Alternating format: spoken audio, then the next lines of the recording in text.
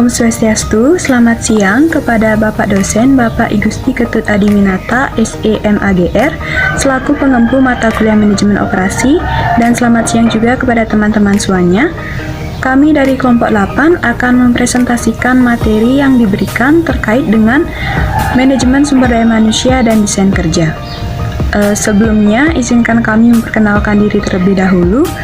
Nama saya Nyoman Ainise dengan nomor induk mahasiswa 20011018 selaku moderator dan penyaji 1.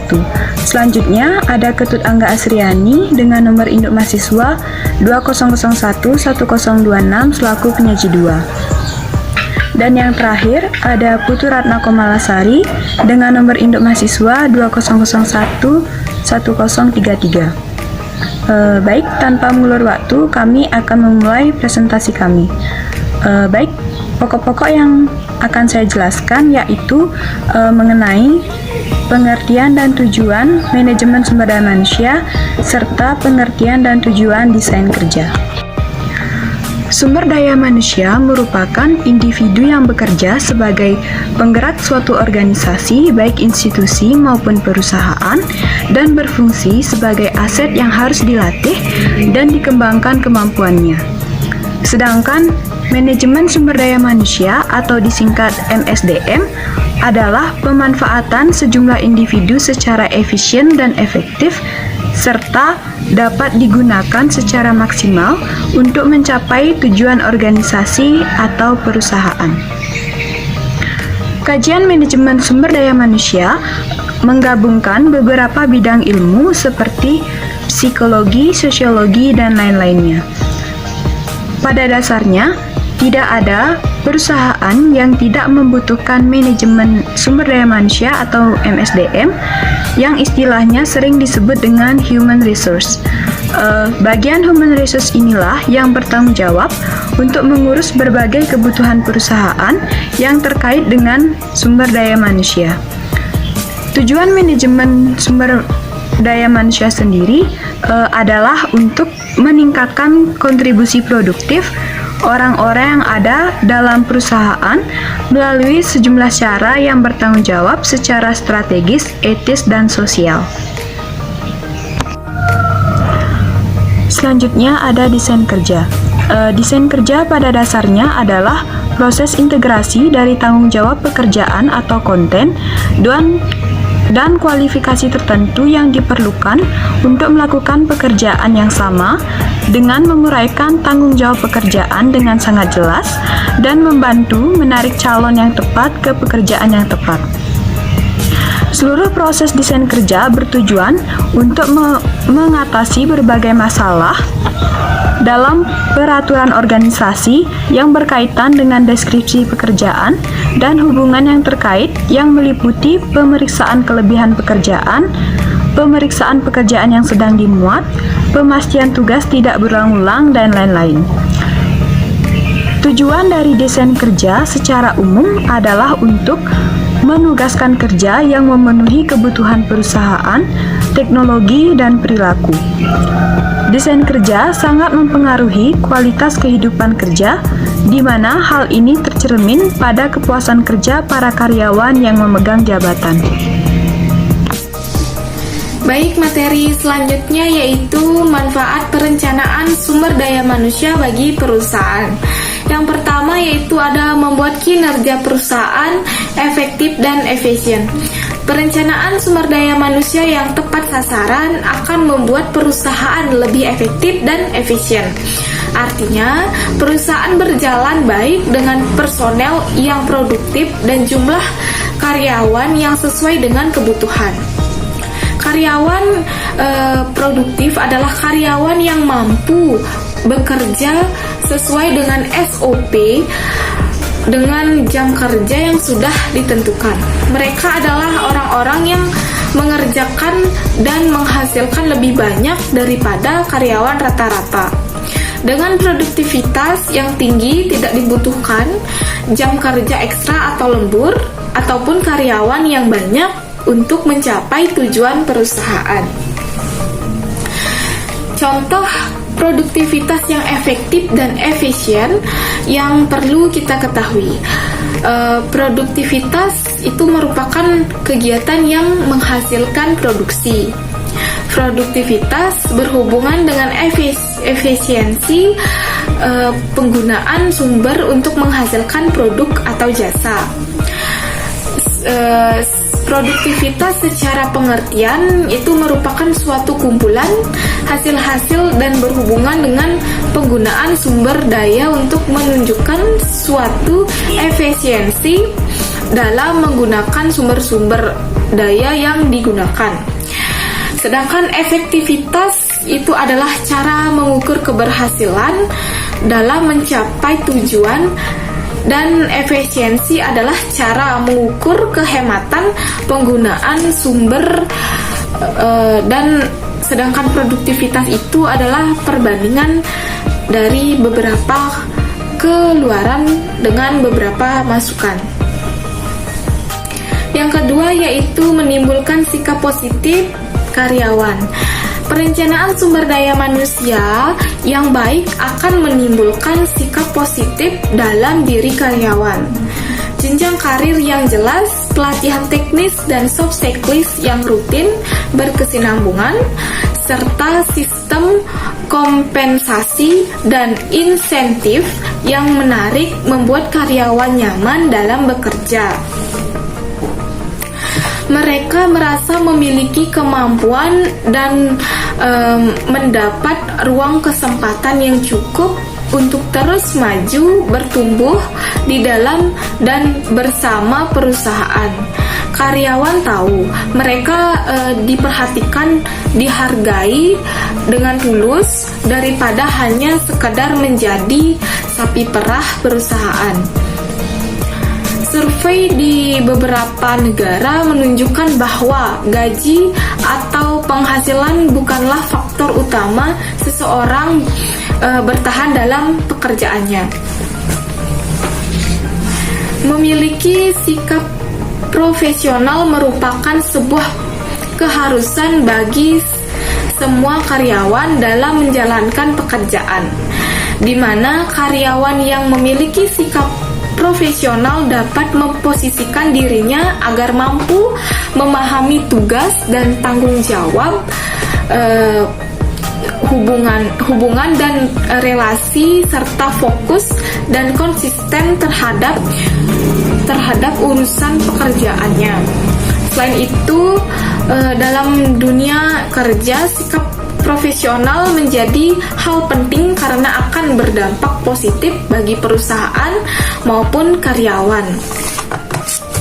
Contohnya, sikap profesional itu tepat waktu, bertanggung jawab, menghargai pekerjaan atau menghargai rekan kerja, bersikap sopan, optimis, dan tidak membawa pekerjaan pribadi ke kantor atau sebuah organisasi. Yang ketiga yaitu meningkatkan kompetensi karyawan. Sumber daya manusia yang kompeten akan didapatkan dengan perencanaan yang terarah. Hanya karyawan dengan kinerja bagus yang akan terus mendorong kemajuan perusahaan. Karyawan yang tidak mau berkembang akan otomatis terdesak oleh sistem. Mereka tidak bisa lagi mengandalkan senioritas dalam lingkup pekerjaan. Sistem sumber daya manusia yang baik mampu meningkatkan koordinasi antar karyawan dan juga menciptakan atmosfer kerja yang nyaman dan kondusif. Rasa kekeluargaan bisa dipupuk dan bertumbuh baik sehingga hanya ada sedikit perbedaan di pikiran karyawan antara rumah dan tempat kerja.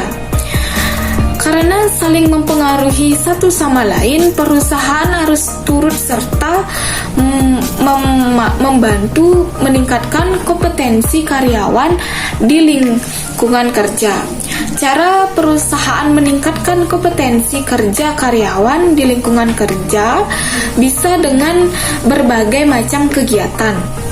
Kegiatan meningkatkan kompetensi kerja oleh perusahaan harus dilakukan secara berkelanjutan agar dapat mempertahankan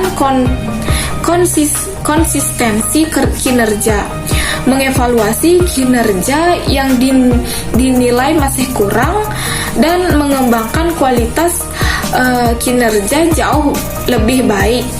Nah, cara-cara meningkatkan kompetensi kerja karyawan itu bisa dilakukan dengan promosi jabatan, rotasi kerja, membangun teamwork, ciptakan lingkungan kerja yang menyenangkan, lakukan kegiatan di luar rutinitas. Contohnya promosi jabatan ini adalah pemindahan tugas karyawan dari suatu posisi atau jabatan ke posisi atau jabatan lain yang lebih tinggi dengan mendapatkan tunjangan, job, tanggung jawab, dan kesempatan lebih besar untuk mengembangkan karir. Kumpulan tugas baru secara tidak langsung membuat karyawan terdorong bekerja jauh lebih rajin. Seperti itu. Yang keempat yaitu ada memperkuat posisi perusahaan di tengah persaingan. Banyak perusahaan berlomba-lomba untuk menjadi yang paling unggul. Namun tidak semua perusahaan mampu saling mengungguli satu sama lain. Hal ini dikarenakan kompetensi tiap perusahaan yang berbeda. Maka dari itu, setiap perusahaan selalu berupaya untuk meningkatkan kompetensi perusahaan melalui perencanaan sumber daya manusia. Ketika perusahaan mempunyai kompetensi yang cukup, perusahaan akan lebih kokoh dan kuat walau arus persaingan bisnis antar perusahaan semakin ketat. Cara memperkuat posisi perusahaan di tengah persaingan bisa dilakukan melalui strategi integrasi vertikal.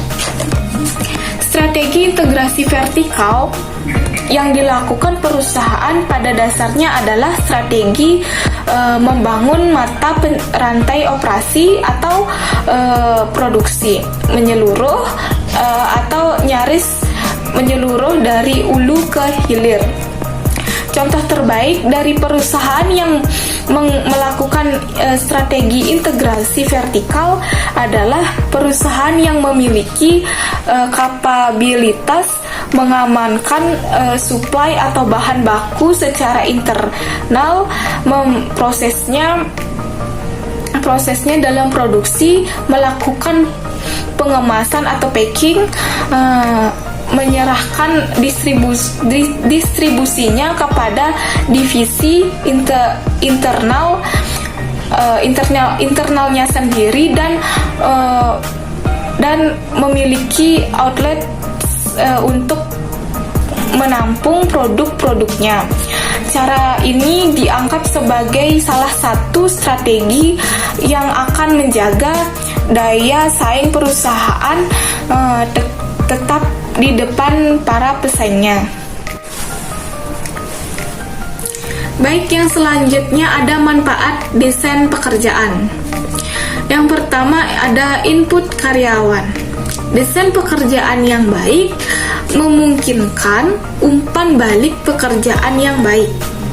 Karyawan memiliki opsi untuk memvariasikan tugas sesuai kebutuhan, kebiasaan, dan keadaan pribadi dan juga sosial mereka di tempat kerja. Yang kedua yaitu pelatihan karyawan. Pelatihan adalah integral dari desain pekerjaan, bertolak belakang dengan filosofi biarkan mereka sendiri. Desain pekerjaan memberikan penekanan pada pelatihan orang-orang sehingga sangat menyadari apa yang dituntut pekerjaan mereka dan bagaimana melakukannya. Yang ketiga yaitu ada jadwal kerja dan istirahat.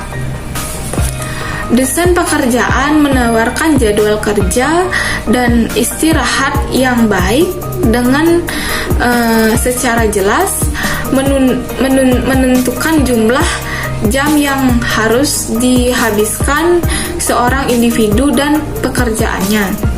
Yang keempat, penyesuaian.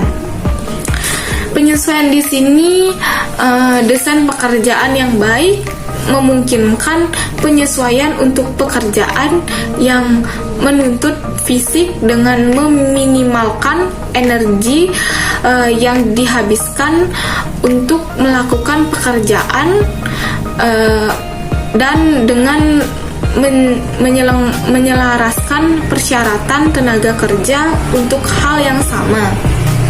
Adapun komponen-komponen data sumber daya manusia untuk meningkatkan dan mengelola sumber daya manusia dalam mengembangkan usaha, yaitu yang pertama, kualitas pekerjaan dan inovatifnya. Kualitas kerja adalah suatu hasil yang dapat diukur dengan efektivitas dan efisiensi suatu pekerjaan yang dilakukan oleh sumber daya manusia atau sumber daya lainnya dalam pencapaian tujuan atau sasaran perusahaan dengan baik dan berdaya guna. Inovatif yaitu kemampuan seseorang dalam mendayagunakan kemampuan dan keahlian untuk menghasilkan karya baru. Yang kedua yaitu ada kejujuran dalam bekerja. Kejujuran selain membawa banyak dampak positif, juga membawa kepada kehidupan yang jauh lebih baik. Pentingnya kejujuran dalam bekerja wajib kita terapkan sejak usia dini agar senantiasa bersikap jujur dalam berbagai tindakan. Yang ketiga yaitu pentingnya kehadiran dalam bekerja. Kehadiran seseorang karyawan sebagai sebuah kewajiban yang harus dilakukan, kecuali ada hal-hal lain yang sifatnya penting dan hal tersebut dapat dipertanggungjawabkan oleh yang bersangkutan. Sistem kehadiran karyawan sudah ditentukan dan diatur dari perusahaan dan kemudian diterapkan di masing-masing bagian. Yang keempat yaitu ada sikap dalam bekerja. Sikap positif diperlukan terutama jika menemukan masalah dalam pekerjaan. Jangan langsung pasrah, melainkan berusaha mencari berbagai jalan untuk mencari solusi permasalahannya. Bisa jadi ini adalah salah satu langkah untuk mencapai posisi yang lebih tinggi dari sebelumnya. Jadi, selesaikan dengan hati yang jernih. Kelima yaitu ada inisiatif dan kreatif. Seseorang akan dikatakan kreatif apabila dia mampu membuat atau menciptakan sesuatu, entah itu hasil pemikirannya sendiri ataupun asumsi dari orang-orang yang belum pernah melihat hal yang dibuatnya. Namun, orang yang kreatif belum tentu inisiatif, sedangkan seseorang akan dikatakan mempunyai inisiatif apabila dia mampu melakukan sesuatu tanpa disadari oleh orang lain di sekitarnya. Mungkin pula dia selalu mengandalkan dirinya sendiri dalam melakukan hal apapun. Namun, orang yang mempunyai inisiatif belum tentu kreatif kerjasama dengan pihak lain. Kerjasama dengan pihak lain sangat diperlukan dalam bekerja, karena kerjasama akan membantu kelancaran dalam bekerja dan menjalankan suatu pekerjaan. Yang keenam yaitu keandalan dalam bekerja. Keandalan dalam menjaga pekerjaan berarti mampu menjalani kepatuhan terhadap prinsip-prinsip moral dan etika kerja. Antara lain, mampu mengembangkan karakter diri yang taat moral dan etika, mampu menjaga kejujuran dan keikhlasan hati untuk berkontribusi terhadap kemajuan perusahaan, serta mampu membebaskan diri dari kontrol dan pengaruh negatif dari orang lain.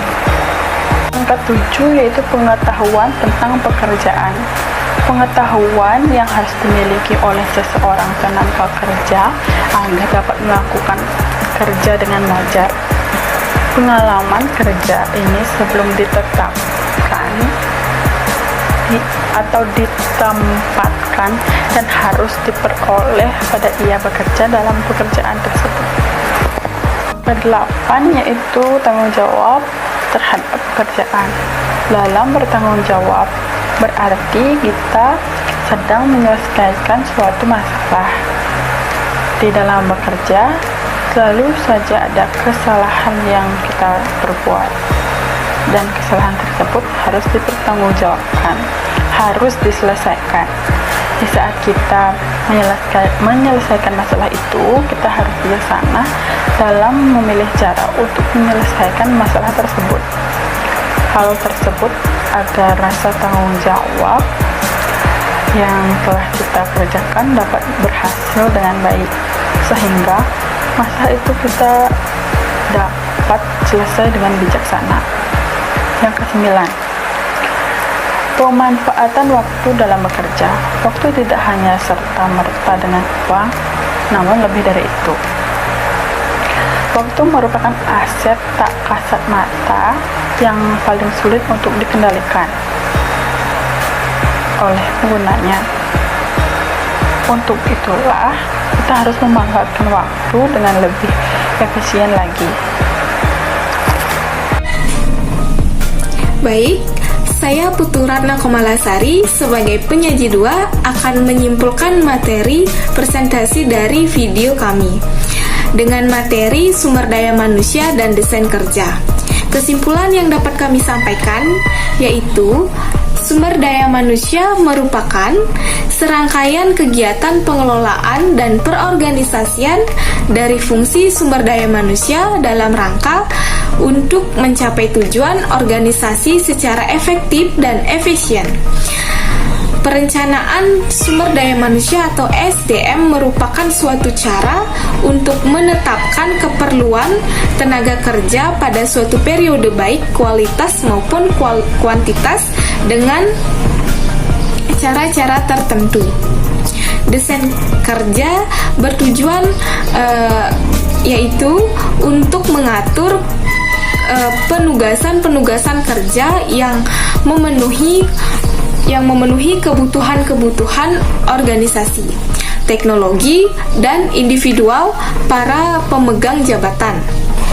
Komponen desain kerja ini meliputi spesialisasi pekerjaan, ekspansi pekerjaan, motivasi, komponen psikologi, tempat kerja visual, ergonomik dan metode kerja, dan tim-tim mandiri. Demikian video presentasi yang dapat kami sampaikan. Jika ada salah kata atau video kami kurang jelas, kami mohon permaklumannya. Baik, akhir kata kami ucapkan terima kasih dan Om Santi Santi Santi Om.